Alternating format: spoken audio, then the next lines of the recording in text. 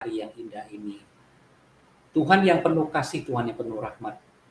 Engkau terus mendampingi kami, Engkau terus menyertai kami. Hari ini kami mau belajar Tuhan. Dan juga Tuhan berkati orang-orang yang akan terlibat di dalam room maupun di dalam live chat. Kami harap ya Tuhan, roh hikmat daripada Tuhan untuk membuka setiap pikiran kami, membantu kami di dalam pengertian. Sehingga bukan saja kami yang diberkati, tetapi bagaimana kami mengaplikasikannya, kami mempraktekkannya di dalam kehidupan kami sehari-hari.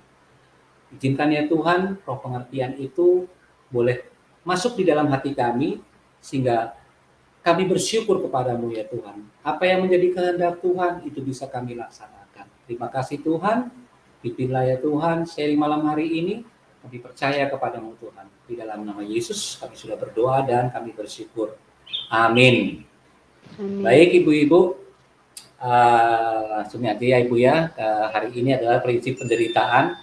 Prinsip penderitaan, kalau kita udah ngomong penderitaan itu pasti, aduh, biasanya langsung menderita, udah nggak enak-enak ini pasti pikirannya ini. Apa yang ada di pikiran kita langsung, aduh, udah nggak enak pasti. Kan gitu ya. Nah, jadi kita akan coba belajar bagaimana sih prinsip penderitaan itu. Saya Aquarina Chandra, shalom, selamat malam. Saya salam dulu ya buat yang ada di live chat ini. Oke, silakan. Boleh di share screen, Pak? Oh sudah ya. Yuk kita lihat, yuk kita belajar. Nah, prinsip penderitaan. Udah kelihatan ya, Ibu-ibu? Ada gambar apa di situ, Ibu-ibu? Ada gambar apa di situ? Kelihatan sekali itu. Salib. Nah, ini dia salib. Salib itu paling tidak enak, lambang yang paling menyakitkan, paling menderita. Tetapi justru di dalam salib itu justru kekuatan yang luar biasa besar sekali. Makanya hari ini kita akan belajar sebuah prinsip di mana disebut dengan prinsip penderitaan. Kemarin kita masuk di prinsip mana kemarin? Ibu lihat kemarin ada di prinsip mana kita? Kebebasan. Kemarin ada di prinsip mana? Iya, kebebasan. Tinggal di dalam Kristus, ada pemilikan, penyerahan hak, udah kan? Ada penciptaan tentang tanggung jawab, hati nurani yang murni. Hati nurani yang murni kemarin itu kan bagaimana memiliki hati nurani yang murni ya kalau kemarin. Dan tinggal dua saja. Tinggal dua lagi, kesuksesan dan otoritas. Nah, ibu-ibu kalau ibu-ibu bisa mempraktekkan ini dalam artian ibu bisa merenungkan lagi apa-apa yang sudah ibu dapat materi-materi ini, saya percaya banget, saya percaya sekali ibu akan bisa mengatasi hal-hal yang memang datang dalam kehidupan kita maupun secara pribadi ataupun keluarga ataupun kelompok. Karena sebetulnya materi ini namanya juga prinsip dasar kehidupan dan ada sasaran dari kita belajar prinsip itu masing-masing jelas.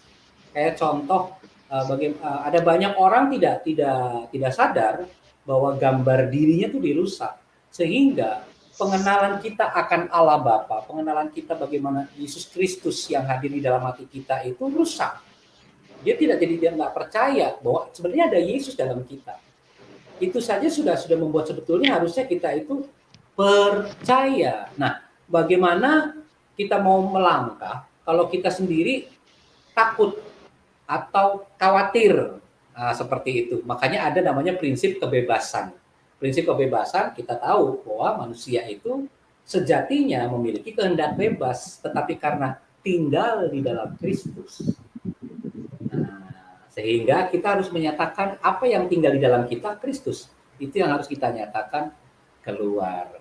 Hari ini, malam ini kita belajar prinsip penderitaan. Yuk, bagaimana sih yang disebut dengan penderitaan itu? Kalau ibu-ibu lihat, ada berapa ayat di sini, Ibu? Ayatnya cuma satu ya? Ayatnya cuma satu ya, Ibu ya? Ya, Filipi 1 ayat 29. Kenapa ada 3 terjemahan? Masih ingat nggak waktu 1 minggu yang lalu ada di webinar PPA tuh, di PPA hari Rabu kemarin yang belajar tentang firman Tuhan. Kalau nggak salah itu pendeta Joy Aritonang ya. Pendeta Jo Aritonang tentang bagaimana sih belajar firman, belajar Alkitab. Ada nggak? Ada masih ingat nggak? Tuh, saya nggak hadir loh, saya nggak hadir, tapi saya lihat cara membaca Alkitab. Betul, cara membaca Alkitab. Dia di situ menerangkan ada menggunakan terjemahan yang lain selain terjemahan baru. Kenapa? Supaya mencapai sebuah pengertian. Nah, di dalam Filipi 1 ayat 29, sebab kepada kamu dikaruniakan bukan saja untuk percaya kepada Kristus, melainkan juga untuk menderita untuk Dia. Di dalam terjemahan bahasa Indonesia sehari-hari, sebab Allah sudah, ya, lihat perbedaan katanya yang di atas, yang terjemahan baru, kamu dikaruniakan, tetapi di dalam bahasa Indonesia sehari-hari sudah memberi anugerah kepadamu. Artinya sama sebetulnya, dikaruniakan, diberikan, kita sudah dapat anugerah kepadamu. Bukan hanya untuk percaya kepada Kristus, tetapi juga untuk menderita bagi Kristus. Bagaimana dengan terjemahan firman Allah yang hidup? Karena saudara telah diberi kesempatan, gitu, diberi kesempatan, bukan saja untuk beriman kepadanya, melainkan juga untuk menderita baginya. Jadi kalau kita ada Yesus di dalam kita itu, sebetulnya apa yang kita alami, penderitaan yang kita alami, itu Tuhan sudah lakukan. Makanya di awal tadi ada simbol salib.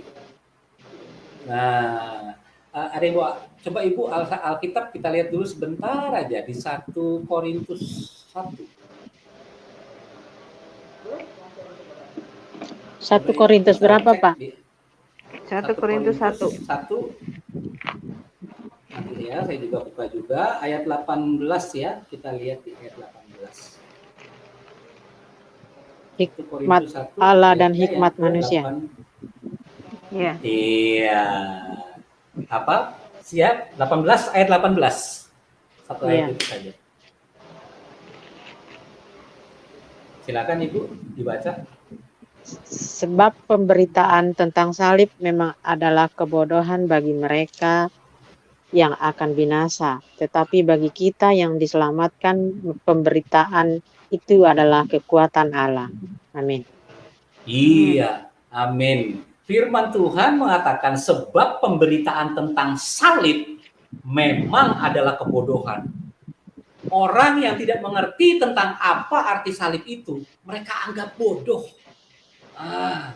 Tetapi bagi mereka yang akan binasa itu mereka anggap bodoh. Tetapi bagi kita yang diselamatkan, bagi kita yang percaya kepadanya, justru salib itu adalah sebuah pemberitaan, itu adalah kekuatan Allah. Bayangkan, buat mereka yang tidak mengenal salib itulah kebodohan. Tetapi buat kita yang percaya, dia malah kebalikannya. Apa? Kekuatan Allah. Kalau bahasa aslinya itu dunamos. Dunamos itu bahasa aslinya ya, bahasa Yunaninya itu dunamos. Dunamos kalau di bahasa Inggrisin, di bahasa Inggrisnya udah nggak enak banget. Eksplosif, wah, kayak bom dia. Jadi begitu dahsyatnya itu. Di dalam 1 Korintus 1 ayat 18. Kekuatan Allah. Berarti salib itulah kekuatan Allah. Kenapa? Karena yang seharusnya disalib itu kita. Tetapi nubuatan di dalam perjanjian lama sudah memberitahukan bahwa apa yang anak Allah itu lakukan, sudah digenapi di dalam Yesus Kristus. Dia harus mati di kayu salib.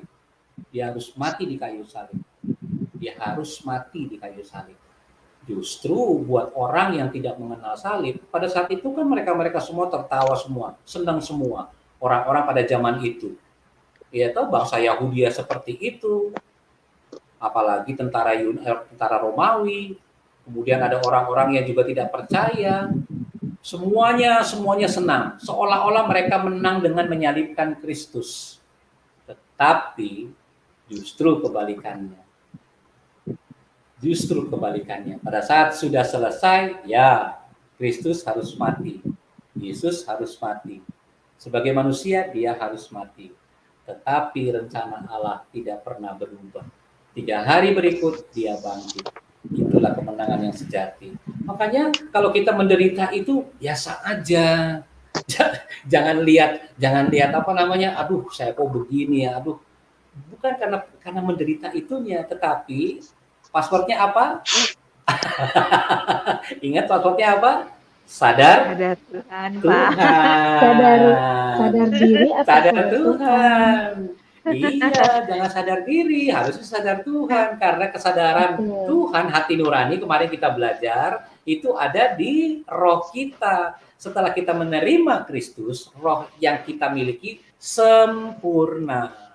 Sehingga Amin. kita sadar, kita punya kesadaran. Makanya sadar Tuhan, jangan sadar diri. Seperti itu. Bagaimana dengan orang-orang pada zaman para rasul? Ya, 2 Timotius 3 ayat 12. Memang setiap orang yang mau hidup beribadah. Beribadah di sini bahasa aslinya eusedia. Eusedia itu hidup seperti Kristus. Itu arti dari kata yang pertama. Yang kedua itu kekudusan. Itu arti yang kedua. Arti kata eusedia. Hidup beribadah. Jadi hidup yang kudus. Karena kita melakukannya untuk Tuhan. Nah, itu arti dari kata eusedia. Di dalam Kristus Yesus akan menderita aniaya. Nah, kita bisa lihat gambarnya pada zaman para rasul itu jelas siapa yang apa namanya fellowship, mengadakan persekutuan orang percaya itu tidak mudah. Mereka kalau begitu ketahuan bersama orang Romawi diambil, itu bisa dihukum ya seperti yang kita dalam gambar. Berapa orang? Ada bapaknya, ada saudaranya, ada besannya, ada segala macam, tapi dihukum. Lihat hukumannya. Lihat mereka menderita aniaya. Dikasih di singa. Ada singanya semua segala macam. Untuk apa? Untuk membunuh mereka. Itulah penderitaan pada masa-masa para rasul. Jadi tidak mudah untuk memberitakan Injil kerajaan. Tidak mudah pada saat itu. Karena ada begitu banyak sekali bidat-bidat, orang-orang yang sesat, ajaran-ajaran palsu. Wah, luar biasa. Tetapi itu karena Tuhan sudah menang, ya kan? Setiap orang yang percaya kepadanya diberi kekuatan, sekalipun mereka harus menderita aniaya. Sampai di sini ngerti ibu-ibu? Sampai sini masuk ya? Tahu ya? Masuk. Oleh karena itu, seharusnya penderitaan itu menjadi jalan hidup kekristenan. Penderitaan itu karena penderitaan kita itu cuma sementara, nggak kekal. Nah, kan sebetulnya penderitaan karena apa? Di dalam Matius 5 ayat 10, berbahagialah orang yang dianiaya oleh sebab kebenaran. Karena merekalah yang mempunyai kerajaan sorga. Kita kalau bicara ayat itu, bicara firman Tuhan itu, apalagi berbahagialah orang yang dianiaya oleh sebab kebenaran. Karena merekalah yang mempunyai kerajaan sorga. Kelihatannya ringan-ringan aja. Bahasanya itu kayak bahasa penghiburan, iya kan? Berbahagialah, kata berbahagia mau semua orang berbahagia.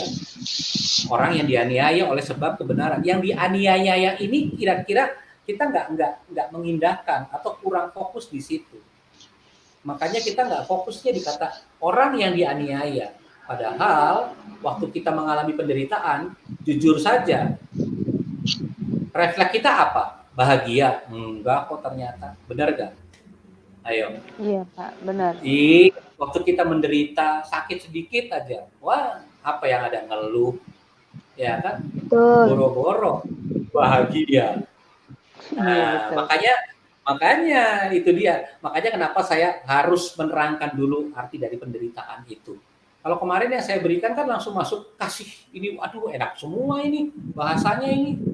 Tapi tidak mengerti bagaimana sih penderitaan Kristus itu, apa yang diderita. Apakah kita akan mengalami hal yang sama? Nah, enggak. Karena Kristus sudah melakukannya. Dialah yang menjadi tumbal. Tetapi itulah rencana Tuhan. Dengan kematiannya, itu hanya sementara 3 hari, langsung dia bangkit. Disitulah kemenangannya. Makanya maut nggak ada artinya buat kita. Di dalam terjemahan bahasa Indonesia sehari-hari, berbahagialah orang yang menderita penganiayaan karena melakukan kehendak Allah. Mereka adalah anggota umat Allah. Nah, ini arti salib. menderita karena melakukan kebenaran. Ada orang tidak tahu penderitaan karena melakukan kebenaran tuh kenapa. Nah, bagaimana cara saya menanggapi perkataan menderita karena melakukan kebenaran? Bagaimana seharusnya saya tuh belajar dari apa yang menjadi dalam penderitaan itu karena saya melakukan kebenaran. Apakah tanggapan saya mencerminkan respon ya pada saat kita menderita karena melakukan kebenaran? Apakah waktu respon kita itu mencerminkan iman, mencerminkan kasih kepada Allah dan kepada sesama? Supaya sifat Kristus, kodrat ilahi itu dinyatakan keluar. Nah, kalau di Dietrich Bonhoeffer itu dia lain lagi dia, pesannya lain lagi. Saat Yesus memanggil kita, dia memanggil kita untuk mati. Ada yang mengerti memanggil kita untuk mati? Arti kata mati di sini adalah daging, egonya kita, diri pribadi kita ini. Yang tadi yang dibilang sadar diri itu yang harus dimatikan. Supaya apa? Supaya keinginan yang dari roh itu dia timbul. Makanya ada banyak orang percaya itu belum mati total, belum mematikan dirinya, dagingnya belum dimatikan. Makanya Roh Kudus sulit, dia mengalami kesulitan karena ego kita masih kuat. Itu kenapa kita harus mengalami kematian. Kalau dari statement ini kan saat Yesus memanggil kita, dia memanggil kita untuk mati. Karena mau ikut Yesus, kalau kita nggak mati, setengah mati kita, susah sekali. Ikutlah aku, karena aku penjala manusia. Kita mau menjala manusia, kita mau mengabarkan Injil aja sudah takut dulu. Waduh, nanti kalau gimana? Nanti jangan-jangan selalu perkataan itu yang keluar. Jadi belajar untuk bahwa di dalam penderitaan itu, justru nanti kuasa Tuhan itu akan nyata. Makanya kita berserah kepada Dia. Karena penderitaannya tidak selamanya. 1 Petrus 4 ayat 12 sampai 16. Saudara-saudara yang kekasih, janganlah kamu heran akan nyala api siksaan yang datang kepadamu sebagai ujian. Seolah-olah ada sesuatu yang luar biasa terjadi atas kamu. Kalau ujian dia datang, yang namanya ujian, kenapa sih anak-anak kita harus mengalami sebuah ujian? Karena anak-anak kita kan belajar. Anak-anak kita tuh ada sesuatu. Makanya dia harus diuji. Nah, buat kita orang percaya, kenapa kita mengalami ujian? Karena ada Kristus di dalam kita. Nah, itu tuh harus diuji. Itu dia. Kita nggak tong kosong nyaring bunyinya. Nggak gitu. Ada Yesus di dalam kita yang itu harus kita nyatakan. Nyatakannya lewat apa? Menyatakannya itu lewat masalah, lewat pencobaan, lewat penderitaan. Halo? Itu semua untuk menyatakan Kristus keluar. Makanya waktu masalah pencobaan dan penderitaan dia datang, apa coba reaksi kita? Ada yang lawan, ada yang malah ikut arus lah. Ayo. Ada yang kabur, nggak seperti Pak. itu. Ada yang kabur, lari kan, melarikan diri. Itu Ibu, betul. Ya, betul kan? Iblis tertawa kalau kabur itu. Ya, itu Iya, dia. kabur kayak Adel. Jadi cari instannya gampang. Makanya seharusnya itu karakter Kristus yang di dalam kita ini itu keluar. Gimana mengatasi masalah-masalah itu? Apa yang harus kita lakukan? Bagaimana respon kita? Makanya kenapa kita harus punya persekutuan dengan Tuhan itu. Harus rajin membangun hubungan keintiman dengan Tuhan. Pengenalan dengan Tuhan akan mengalami sebuah pengalaman. Nah, pengalaman dengan Tuhan inilah yang kita responi untuk keluar. Masalahnya apa? Kan enak gitu loh. Bukan kita mau gaya-gaya nunggu-nunggu santai aja. Iya, ujian datang. Bukan seperti itu. Cuma kadang-kadang masalah datang itu kan kita nggak tahu. Nah, pertanyaannya kita siap nggak ngadepin masalah itu? Tahu-tahu misalkan anak saya berantem di sekolah. Nah loh, orang tua dipanggil. Orang tua dipanggil. Ya kan, respon kita kan biasanya langsung anaknya gimana sih kamu ini? Malah anak kita yang dimarahin. Nah, seperti itu. Seharusnya kan tidak seperti itu. Nah, bagaimana kita merespon? Bisa nggak? Apakah kita mencirikan tadi iman, kasih kepada Kristus itu? Apakah kita seperti Dia? Bagaimana Yesus menangani mereka-mereka yang membencinya? Nah, itu sadar Tuhan itu membawa kita untuk kita lebih tahu bahwa apa yang saya harus lakukan Tuhan. Bagaimana saya menghadapinya. Seperti itu. Ayat 13, sebaliknya, bersukacitalah sesuai dengan bagian yang kamu dapat dalam penderitaan Kristus. Supaya kamu juga boleh bergembira dan bersukacita pada waktu Ia menyatakan kemuliaannya. Waktu kita bisa membereskan masalah itu, saya kasih contoh lebih enak gini. Jadi anak saya itu bukan berantem sih, cuma dia memang tidak sengaja, mungkin karena dia mungkin lagi ada sapu ya, lagi nyapu itu, tongkat sapunya itu kena ke muka temennya. Wah, kalau orang kena gitu nggak sengaja kan karena kaget, temennya langsung maki-maki dia. Dia maki-maki dia. Mungkin karena dia ditekan, anak saya ini kesel, ya kan? Terus dia maki balik. Cuma maki balik ini memang nggak, kata-kata itu yang memang nggak enak sekali didengarnya. Itu guru panggil saya sebagai orang tua. Dia panggil saya waktu saya datang ke sekolah. Ada di ruang guru itu, saya bilang, Keru kenapa? Kenapa itu dia pakai bahasa hari-hari kan di sana kan. Tola dia punya ini kok dia menangis, kemudian maki-maki Pak Keru. Terus Keru bilang apa?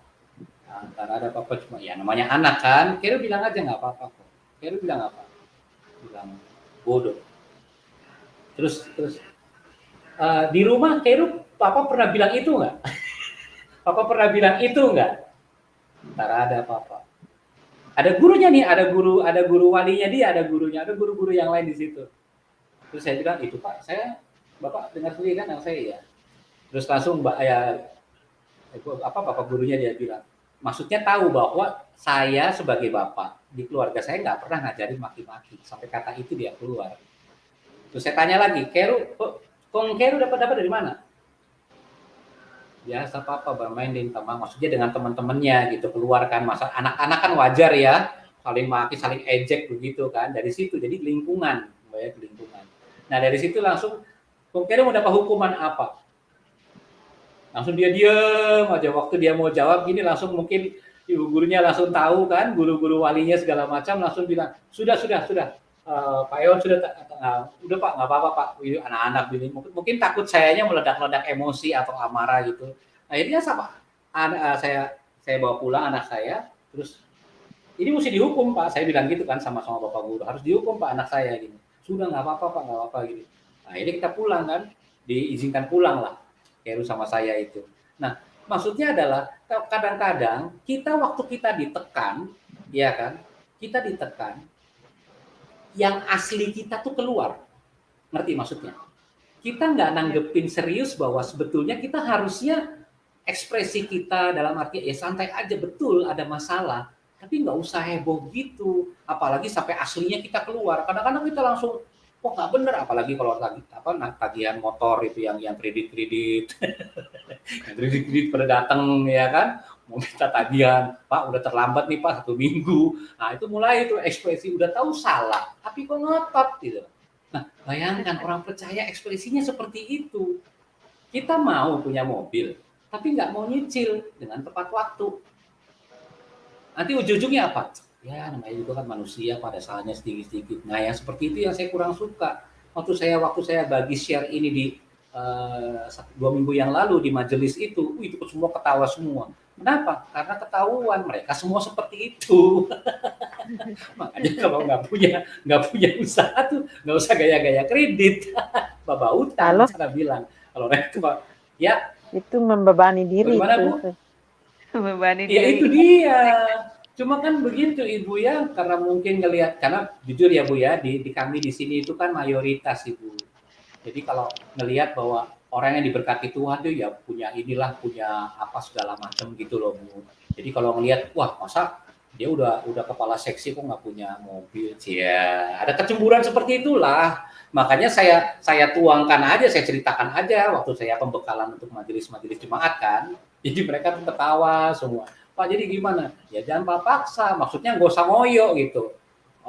Gaji cuma 8 juta kok gaya-gaya mau cicil mobil. Mobilnya aja udah 5 juta.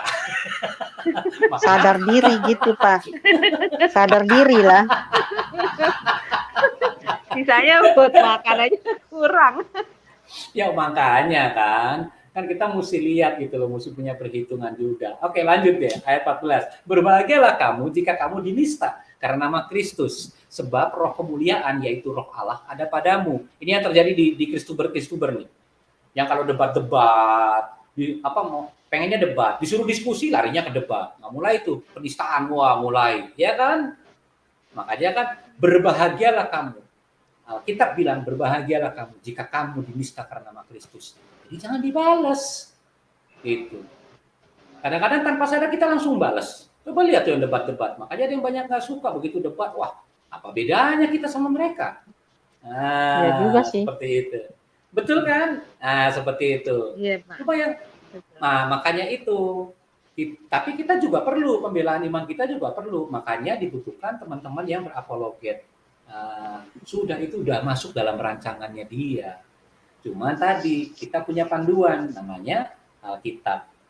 Kita harus mengerti bagaimana firman Tuhan itu menginspirasi kita, ya kan? Pengetahuan firman Tuhan itu inilah yang akan menjadi pembelaan iman kita kepada mereka-mereka yang meragukan, tanda kutip. Ayat 15. Janganlah ada di antara kamu yang harus menderita sebagai pembunuh atau pencuri atau penjahat atau pengacau. Tetapi jika ia menderita sebagai orang Kristen, maka jangan ia malu. Melainkan hendaklah ia memuliakan Allah dalam nama Kristus. Ayat 19, saya loncat. Karena itu, baiklah juga mereka yang harus menderita karena kehendak Allah, menyerahkan jiwanya dengan selalu berbuat baik kepada pencipta yang setia. Ini adalah konsep dari penderitaan. Makanya kita jangan pernah takut ataupun bukan malu-malu ya, mundur. Jadi pengennya nggak mau menghadapi seperti itu, karena dia tahu ada penderitaan di situ. Makanya kan kita harus tahu mengapa penderitaan tidak dapat dipisahkan dari kekristenan, karena apa yang pertama Ibu? Kasih. Iya, itulah penderitaan tidak bisa dipisahkan karena kasih. Itu. Orang Kristen itu nggak pernah jauh-jauh dari penderitaan. Supaya apa? Supaya kasih. Kita harus mengasihi siapapun orang-orang yang menyakiti kita. Makanya kasih itu kan luas sekali. Makanya saya di sini poinnya adalah kasih itu bukanlah perasaan. Halo, hati-hati. Makanya dia tidak bermain di area perasaan. Gitu. Yang kedua, kasihan. Biasanya kalau di lampu merah itu loh, aduh saya kasihan. Wah, sampai ada berita sampai dia punya rumah ratusan juta di kampungnya. Cuma gara-gara ngemis di pinggir jalan gara-gara pinggir jalan, bawa kotak. Bawa kotak, waduh. Makanya kasihan karena kasihan itu cuma hari itu kita kasihan. Tapi begitu kita tahu kenyataan yang ternyata punya rumah, kasihan nggak kita? Enggak akhirnya. Kita malah justru kebalik. Ketipu saya. Ternyata dia lebih kaya dari saya, kan gitu. Kemudian asmara. Nah, ini buat anak-anak yang generasi milenial ini. Jatuh cinta. Pandangan pertama. Katanya sih kasih gitu. Tapi kasih itu bukan seperti itu karena dia bisa hilang. Begitu kita tahu ceweknya itu cerewet atau jutek, udah nggak kasih lagi tuh. Nggak mau cerewet, ngapain? Jatuh cintanya langsung hilang. Jadi dia sementara sifatnya, asmara tuh dia sementara. Kalau ada anak-anak muda itu biasa begitu. Makanya saya juga di rumah juga harus memberikan edukasi buat anak saya. Yang kedua, kasih yang sebenarnya adalah di sifat Allah. Kita lihat yuk 1 Korintus 13. 1 Korintus 13 ayat 4 sama 8. Ini merupakan sifatnya Allah. Sifat Bapa. 1 Korintus 13. Bisa bacakan Ibu?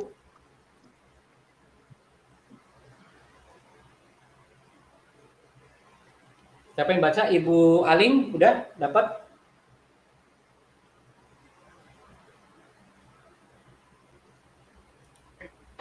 Pas dulu, Pak. Siapa yang udah dapat? Ibu Ana? Saya, Pak. Soalnya saya udah nggak. Silakan Bu, silakan. Pelan-pelan Bu ya. Kasih Supaya itu enak. sabar. Oke. Kasih itu murah Kasih. hati. Ia tidak cemburu. Ia tidak memegahkan diri dan tidak sombong. Ia tidak melakukan yang tidak sopan dan tidak mencari keuntungan diri sendiri. Ia tidak marah, dia tidak pemarah dan tidak menyimpan kesalahan orang lain. Ia tidak bersukacita karena ketidakadilan, tetapi karena kebenaran. Ia menutupi segala sesuatu, percaya segala sesuatu, mengharapkan segala sesuatu, sabar menanggung segala sesuatu. Amin. Amin. Ayat terakhir Bu, ayat 8. Kasih tidak. Kasih tidak berkesudahan. Nubuat akan berakhir, bahasa roh akan berhenti, pengetahuan akan lenyap. Iya, itulah sifat Allah kita. Banyak orang tahu ayat ini tapi tidak mengerti. Dia taunya yang enak, padahal ini semua adalah sifat Allah kita. Inilah yang harus kita nyatakan keluar. Karena semua orang, bagaimana sih Yesus itu seperti apa sih? Bapa itu seperti apa? Ini yang harus kita nyatakan keluar. Jangan kita balas apa yang mereka misalkan dengan mereka mungkin benci kepada kita. Itu kita malah tambah benci. Nggak bisa seperti itu bukan anak Tuhan. Kalau saya di dalam komunitas itu saya keras sekali pengajaran saya. Pokoknya cuma dua, identitas kita orang percaya itu cuma dua. Kita anak Allah atau kita anak setan. Kita anak Tuhan atau kita anak setan. Udah, gitu aja. Makanya di dalam kita berprakteknya, begitu ada misalkan salah satu apa minta suruh apa segala macam, itu kalau dia nolak segala macam, itu sudah kamu tuh anak setan apa anak Tuhan, seperti itu. Memang nggak enak didengarnya, tetapi karena komunitas kan saling saling menguatkan, saling berbagi, gitu, saling memberi, saling mengasihi. Jadi saling itu yang harus dipraktekkan. Belum tentu kita marah karena kita marahnya tuh marah benci, belum tentu. Kita marah ada tindakan yang tidak sesuai. Jadi buat orang yang dimarahi juga harus coba lihat permasalahannya apa. Itu yang dalam lingkupnya kecil, lingkungan yang kecil, sebuah komunitas. Nah, waktu saya belajar bagaimana saya mempraktekkan apa yang materi-materi yang saya punya itu, saya praktekannya di tempat yang kecil dulu. Selain di keluarga, saya praktekkan di komunitas. Karena komunitas itu tempat gesekan. Di gereja nggak mungkin ada gesekan. Di gereja tidak mungkin ada gesekan. Datang beribadah, pulang. Kan gitu. Paling nggak ikut kegiatannya apa, terus pulang. Tapi apakah ada gesekan? Enggak. Satu-satunya tempat yang ada gesekan itu cuma komunitas. Masalahnya orang di dalam komunitas itu nggak mau gesekan. Padahal di dalam gesekan itu, disitulah kita mempraktekkan sifat Allah. Yang ketiga, kasih. 1 Yohanes 4. Kita buka 1 Yohanes 4, Ibu. Ini kasih sejatinya, kasih. Allah itu kasih. 1 Yohanes 4 ayat 16.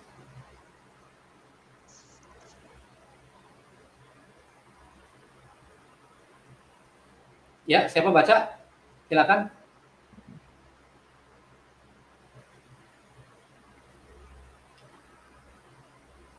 Ibu Adel.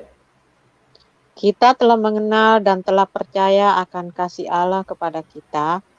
Allah adalah kasih dan barang siapa tetap berada di dalam kasih, ia tetap berada di dalam Allah dan Allah di dalam dia. Amin.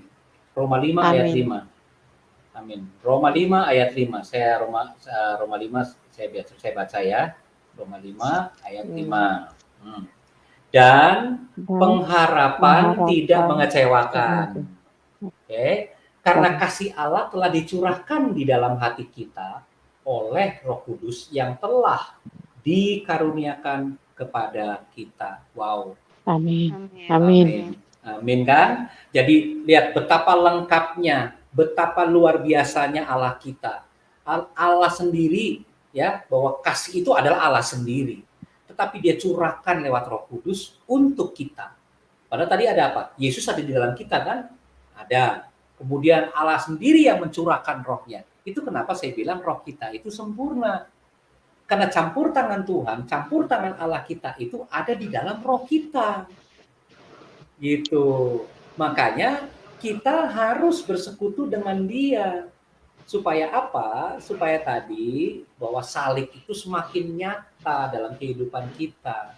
Kita menderita dan segala macam supaya apa yang Tuhan berikan, Tuhan karuniakan kepada kita, itu dinyatakan keluar, dipraktekkan.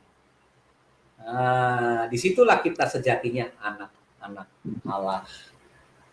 Yang kedua, hati yang mengasihi. 1 Timotius 1 ayat 5. Ibu Ana di situ kan? Mana Ibu Ana tadi? Ya, halo. Shalom, Pak. Iya. Ya. Oh, Ibu Ana lagi nih ya, nggak enak ya? Iya. Hati yang mengasihi. 1 Timotius 1 ayat 5. Tujuan nasihat itu ialah kasih yang timbul dari hati yang suci, dari hati nurani yang murni, dan dari iman yang tulus ikhlas. Masih ingat kan pelajaran yang ada hati di mana Roh Kudus itu, di situ ada fellowship, ada hati nurani, kemudian ada iman. Dan semua itu ada di dalam Roh Kudus. Nah, hati yang mengasihi itu, Tuhan ingin supaya kita itu mempraktekannya, kita mengasihi orang-orang di depan kita, siapapun dia, belajar mengasihi mereka. Sampai musuh pun harus kita kasih. Karena apa? Karena hukum Yesus cuma 2 itu. Kasihlah Tuhan Allahmu dengan segenap hatimu dan segenap akal budimu. Ya kan? Dan kasihlah siapa? Sesama kita, Pak.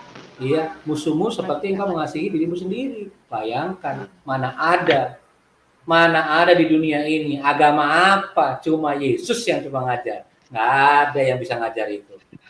Suruh mengasihi musuh. Coba kalau kita bisa mengasihi musuh kita, semua seluruh dunia ini bisa mengasihi musuh kita. Kayaknya tentrem aja di dunia ini, damai itu. Iya. Pasti damai. Nggak ada orang bikin itu senjata nuklir ya. Nggak ada Ibu, udah nggak ada. Musuhnya nggak ada, dikasihi kok. Perang. Iya. Mereka lagi bikin peluru, kita kasih apa namanya? Kita kasih kue, kita kasih roti, kita kasih jagung rebus, kita kasih, gimana mereka mau perang, kitanya baik. Iya kan? Makanya kadang-kadang kalau dari Tuhan itu memang nggak masuk di akal, tetapi itulah Tuhan kita. Yang dibutuhkan dari kita adalah kita mempraktekannya. Yang ketiga, hati yang mengampuni. Ini yang sulit. Ini yang saya bilang paling sulit. 1 Korintus 13. Ini yang paling sulit saya bilang. Mengampuni, 13. 1 Korintus 13 ayat 5. Iya. Silakan Ibu. Saya baca ya, Pak. 13 ayat 5. Baca Ibu. Ya, 1 Korintus 13 ayat 5. Iya. Ia tidak melakukan yang tidak sopan. Yang tidak sopan dan tidak mencari keuntungan diri sendiri. Ia tidak pemarah dan tidak menyimpan kesalahan orang lain. Oke. Nah, ini di sini belakang inilah yang bikin meronta-ronta di dada. Betul. Definisi pengampunan itu adalah membersihkan ingatan-ingatan buruk yang menyakitkan. Nah, lihat. Ingatan-ingatan buruk yang menyakitkan serta menyerahkan hak pembalasan itu kepada Tuhan. Membalas itu haknya Tuhan. Jadi, tugas kita adalah membersihkan ingatan-ingatan, pikiran-pikiran di dalam kita. Kemarin saya bagi juga renovasi pikiran itu. Jadi membersihkan ingatan-ingatan buruk yang menyakitkan. Itu pasti ada. Makanya waktu kemarin saya jadi pertanyaan, bagaimana kalau 10 tahun yang lalu kita pernah menyakiti orang? Bahkan kita aja lupa. Jujur aja kan? Betul kan? 10 tahun yang lalu loh. Iya kan? Nah, waktu kita lupa dan segala macam, makanya firman Tuhan itu, dia akan menyelidiki apa sih yang menjadi kelemahan-kelemahan kita. Izinkan Roh Kudus. Makanya kita belajar untuk berdoa, Tuhan, Roh Kudus, silakan. Itu. bantu saya untuk membersihkan, mungkin ada hal-hal yang tidak mengenakan, yang mungkin menyakiti orang lain, sehingga saya sendiri lupa. Ngomong aja sama Tuhan, sama Roh Kudus seperti itu. Nanti dia akan melakukan menjadi supaya kita itu terlepas, terbebas. Masalahnya kita nggak mau minta, kita nggak mau ngizinin, kita cuma doanya cuma minta, yang besok apa, atau kemarin apa, atau ke depan kayak gimana, harapan-harapan apa, seperti itu. Tapi kita lupa bahwa ada hal-hal yang kita harus bersihkan, apalagi yang menyakitkan. Makanya itu biasanya disebut luka-luka batin itu loh, Ibu. Nah, itu loh, luka-luka batin.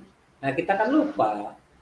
Biasanya kita lupa. Nanti kalau udah kejadian baru diingat-ingat, kok dia gitu ya sama saya. Nah, kok dia gitu ya. Nah, itu. Kadang-kadang kita tidak nggak sadar ya kayak begitu ya. Ada orang-orang yang mungkin tadinya dalam kehidupan bergereja tadinya baik, kok tiba-tiba 1 bulan kemudian dia begitu sih. Nah, seperti itu. Makanya kita mesti cek diri kita seperti apa. Terus yang kedua, tidak bisa melupakan tetapi tidak sakit lagi. Tidak bisa melupakan. Ini kita bicara definisi pengampunan ya. Waktu kita melepaskan pengampunan. Dia tidak bisa ini melupakan. Yang kebanyakan itu, Pak. Iya, kebanyakan ini. Kebanyakan teman-teman curhat seperti itu. Ya, contoh ya, saya kasih contoh juga. Contohnya gini. Saya dendam sama Ibu Adel nih. Saya tuh dendam banget, asli dendam. Tetapi Ibu Aling bilang sama saya, Pak, nanti doanya Bapak sama Ibu Adel ya. Terus saya bilang sama Ibu Aling gini, Bu, ada yang lain nggak? Gitu lah. Ada yang lain nggak? Jadi dendamnya tuh masih ada gitu. Udah sebulan kemudian terus begitu ketemu Ibu Aling suruh doa, gitu tuh. Ada yang lain nggak? Padahal kita tuh masih dendam, masih nyimpen itu.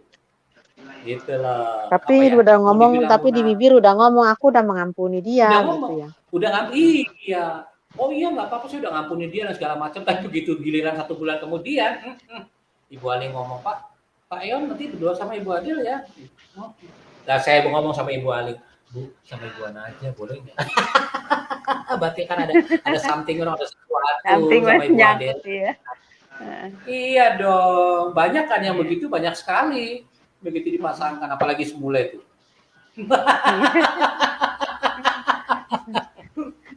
Aduh, ampun.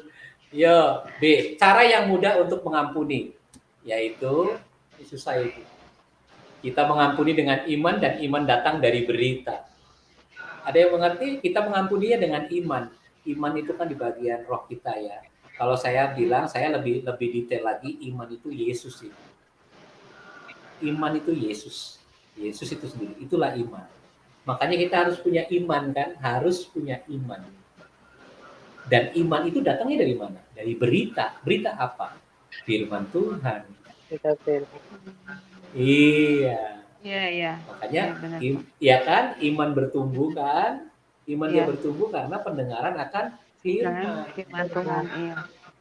Iya. Tadi siang saya bilang sama Ibu Aling apa? Yesus akan bergerak hanya dengan iman kita. Gitu. Iya, karena iman kita lah dia mau melakukannya. Kalau kita tanpa iman nggak bisa, Ibu. Nggak bisa. Iya. Harus menggunakan iman. Seperti itu orang percaya itu. Mari, yang terakhir kita akan lihat ada 7 kebenaran tentang pengampunan. Yang pertama, sakit hati. Sakit hati? Ada yang sakit hati? Nah, sakit hati itu adalah sekolah pembentukan karakter yang terbaik. Makanya kalau ada yang ngomongin saya, kritik saya di luar, saya bilang, wah jangan sama bapak itu, galak, dibilangnya gitu. Kalau di sini kan orang udah tahu kan, saya kan orang disiplin kan. Ya, disiplin sekali. Apalagi saya kan pemimpin paduan suara. Jadi kan disiplinnya.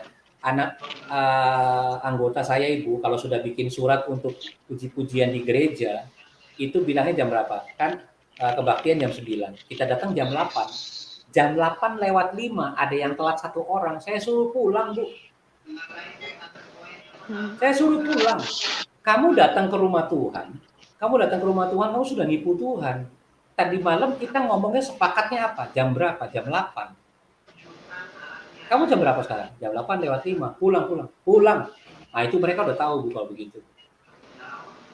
Teman-teman yang di komunitas tuh, anak-anak rohani saya, ada yang saya mentoring juga. Kan itu ada 34 ya, 34 orang. Menurut saya jumlah saya kan 34 sampai 40. Tetapi itu 10 tahun yang lalu, tapi saya bikin supaya tiap tahun itu cuma segitu-segitu. Nanti pengurusnya itu ada 6 orang. Jadi jumlahnya 40. Makanya waktu kita ke Italia, waktu kita ke Guangzhou, itu dengan 40 orang itu ditambah dari pejabat 4 orang. Nah, seperti itu Ibu. Makanya harus tegas. Saya sebagai pemimpin, saya harus tegas pada mereka, disiplin. Nah, kalau ada orang-orang yang sakit hati, apa yang saya katakan itu, saya bilang, disinilah pembentukan. Makanya komunitas itu membentuk mereka. Saya harus berani. Saya sebagai pimpinan, saya harus berani. Seperti itu. Tapi saya bilang benar, dasarnya adalah firman Tuhan. Tidak ada kebencian. Jadi kalau sakit hati, ayo beresin. Itulah adalah sekolah pembentukan karakter. Gitu. Jangan jadi supaya kita nggak gampang kayak lemah. Jadi kita lemah. Sakit hati itu kan karena kitanya memang mengizinkan untuk kita ditindas kayak persekusi, kita dibully. Nah, seperti itu. Makanya jangan sedikit-sedikit kita ragu. Hati-hati, karena ada banyak orang itu yang ragu sama kita, itu justru mengeringkan rohani kita. Nah, kalau rohani kita udah kering, gampang banget kita kena sakit. Hati kita sakit, terus kemudian kita juga jadi minder, bentuk-bentuk yang seperti itu. Makanya hati-hati. Tapi itulah kebenaran. Jadi kita harus selalu memberikan pengampunan. Kalau ada orang yang nggak bisa, nggak masalah, kita ambil alih atau kasih tugas yang lain. Yang kedua, orang yang menyakiti.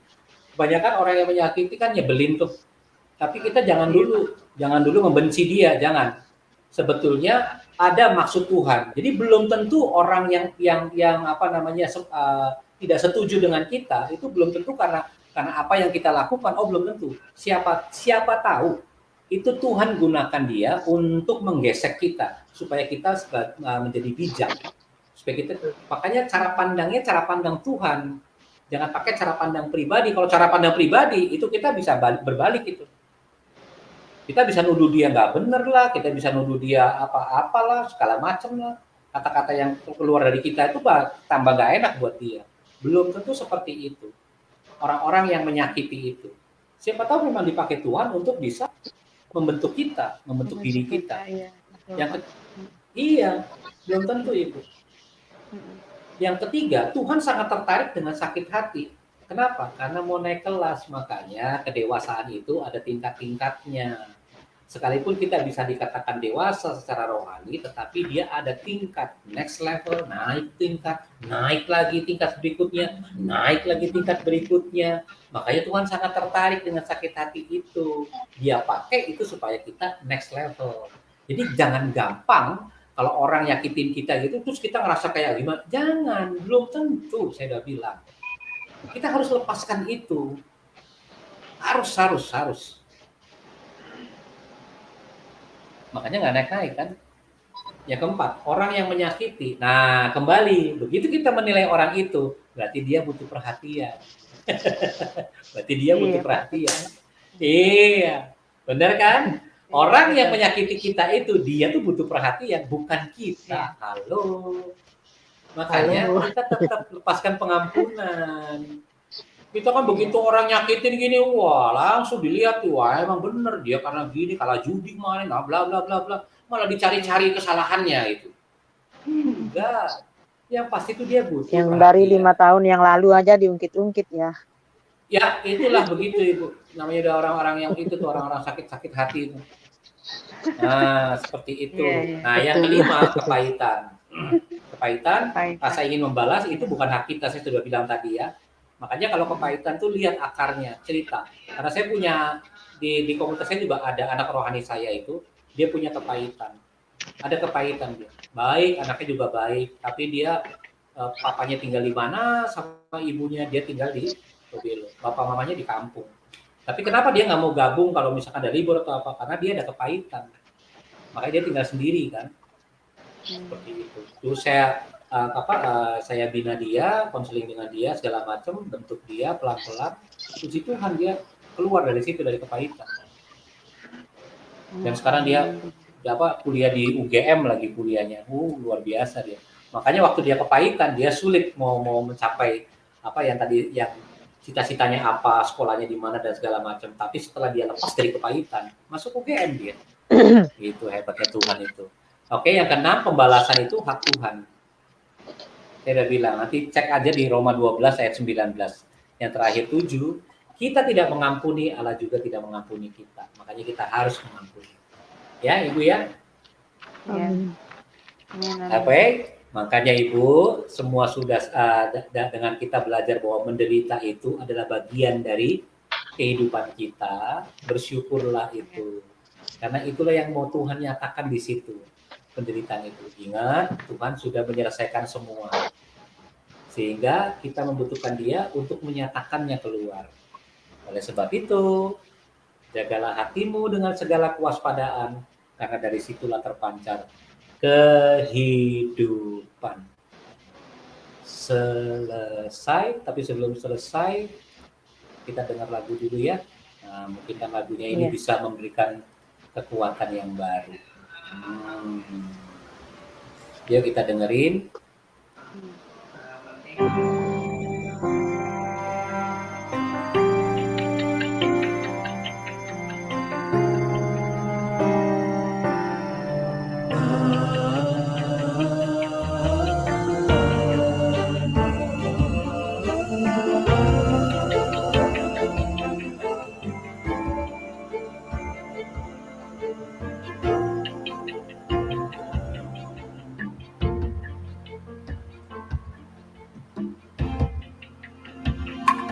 Kasih-Mu nyata membuka mata hati, merindukan-Mu bawa hatiku mengalir dalam karya-Mu. Kau sentuh setiap orang yang berharap akan kasih-Mu.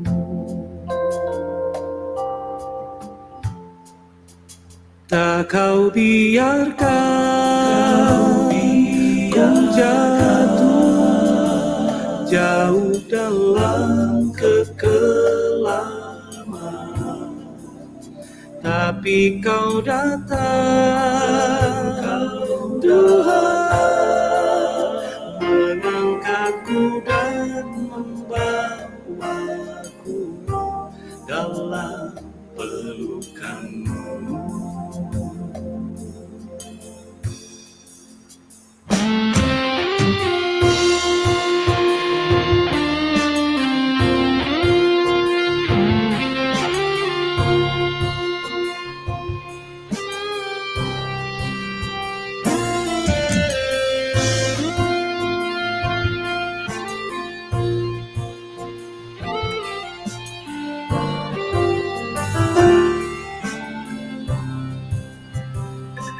Kasih-Mu nyata membuka mata hati, merindukan-Mu bawa hatiku mengalir dalam karya-Mu. Kau sentuh setiap orang yang berharap akan kasih-Mu.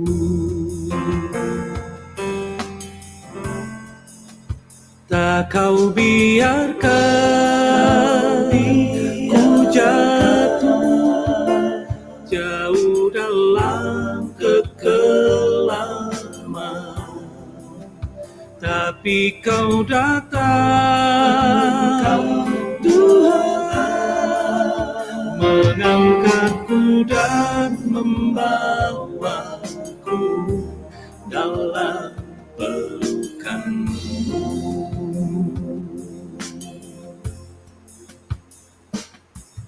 Karena kasih karunia Allah yang menyelamatkan semua manusia sudah nyata.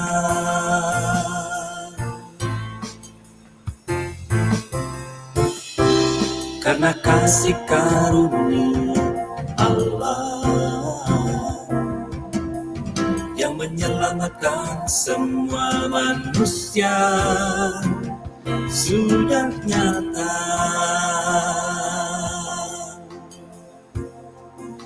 Sudah nyata. Haleluya. Luar biasa. Amin. Amin. Terima kasih Amin. Pak. Iya. Untuk pembelajaran. Ya, shalom. Wah, selamat malam Pak Johan. Ada Ibu Eri lagi. Aduh, luar biasa. Terima kasih. Shalom, shalom. Shalom Pak Johan. Shalom Pak, shalom. Ini Hai. pada ibu semua ya? Nggak ada cowoknya? Kenapa? Nggak ada cowoknya? Nggak ada bapak-bapak ya? Ada Pak Eon. Ada. Bebas Pak. Di sini Pak bebas. Sorry saya nggak tahu soalnya. Saya nggak tahu, jadi saya masuk sama. Enggak apa-apa Pak, enggak apa-apa. Ini Nggak sih apa-apa, siapa aja Pak. bisa kok Pak, bebas kalau di sini itu Pak, Oh, iya. enggak apa-apa. Oke, Iya, makasih, kan belajar. Iya, belajar jadi seperti itu. Bagaimana Ibu-ibu setelah kita belajar tadi? Tadi saya dengar suara vokalnya juga bagus Bu, bagus Pak ya.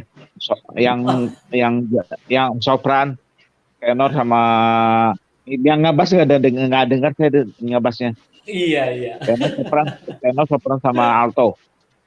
Iya. Alto. Iya, betul Pak. Betul. Ngebasnya nggak ada ya Pak ya? Kenapa Pak? Yang ngebas nggak ada ya? Nggak ada Pak. Yang ngebas nggak ada. Ada lagu yang lain sih. Lagu yang lainnya ada bassnya juga. Bagus Iya. itu Pak suaranya Pak. Iya, amin Pak. Ayon. Tapi kan itu